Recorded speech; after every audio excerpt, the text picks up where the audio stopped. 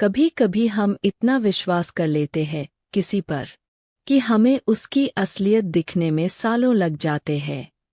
आज जो कहानी मैं आपको सुनाने जा रही हूँ वो सिर्फ एक साधु की नहीं है।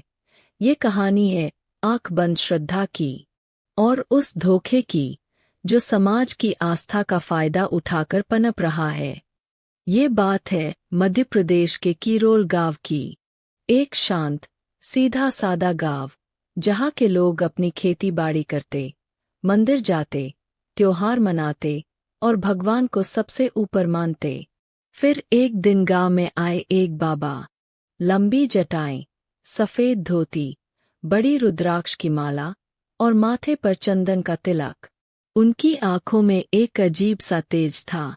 लोगों ने पूछा, बाबा आप कहाँ से आए हैं? बाबा मुस्कराकर बोले, भगवान भेजते हैं बेटा, जहाँ दर्द हो वहाँ मैं पहुँच जाता हूँ। बस इतना सुनना था कि बाबा की जय जयकार शुरू हो गई। लोग अपने दुख दर्द लेकर उनके पास जाने लगे। कोई कहता बच्चा नहीं हो रहा, कोई कहता पति शराब पीता है, कोई कहता बकरी बीमार है, और बाबा सबका समाधान करते, कभी तावीज देकर, कभी जड़ी बूटी और कभी एक विशेष पूजा के नाम पर पैसे लेकर। धीरे धीरे बाबा मंदिर के पीछे एक छोटी सी कुटिया में रहने लगे। हर सोमवार को बड़ी पूजा होती और हर मंगलवार को महिलाओं की गुप्त साधना। लोगों को लगता बाबा कोई चमत्कारी है। गांव की बहुएं, माएँ, बूढ़े सब उनके शिष्य बनते जा रहे थे। और अब वो दिन आया जिसने इस सारे ढोंग का पर्दा फाड़ दिया। एक रहस्यमयी रात। इस भाग में आवाज धीमी थमी थमी रखें। मैं खुद उसी गांव में एक रात ठहरी थी। गांव के मास्टर साहब के घर। करीब रात के 1:15 बजे का समय रहा होगा। अचानक एक अजीब सी सरसराहट और खटपट की आवाज आई। मैं खिड़की के पास गई और देखा बाबा मंदिर के पीछे की झाड़ियों में किसी से बात कर रहे थे। मैंने मोबाइल निकाला और धीरे से रिकॉर्डिंग चालू कर दी। तभी एक लड़का आया। उसने बाबा को एक काला बैग दिया। बाबा ने बैग लिया, जमीन खोदी और उसे दबा दिया। मुझे शक गहराता गया।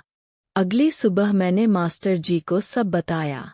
हम दोनों ने मिलकर वो जमीन खोदी और जो निकला वो देखकर पैरों तले जमीन खिसक गई।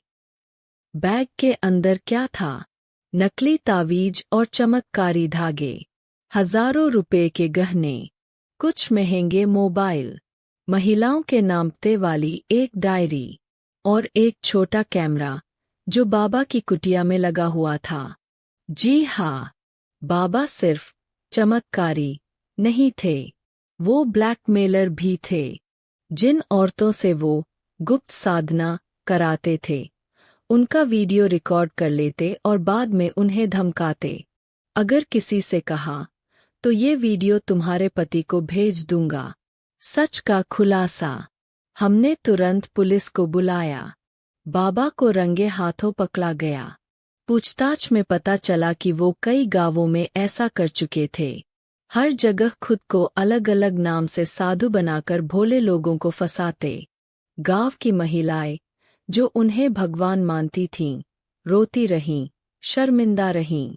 आज भी सोचती हूँ, क्या हमारे समाज में भक्ति इतनी अंधी हो गई है कि हम देख ही नहीं पाते कि हमारे सामने साधु है या शैतान? कभी कभी धोखा सिर्फ पैसे का नहीं होता, कभी कभी धोखा हमारे विश्वास का होता है। श्रद्धा जरूरी है, लेकिन आँख खोलकर।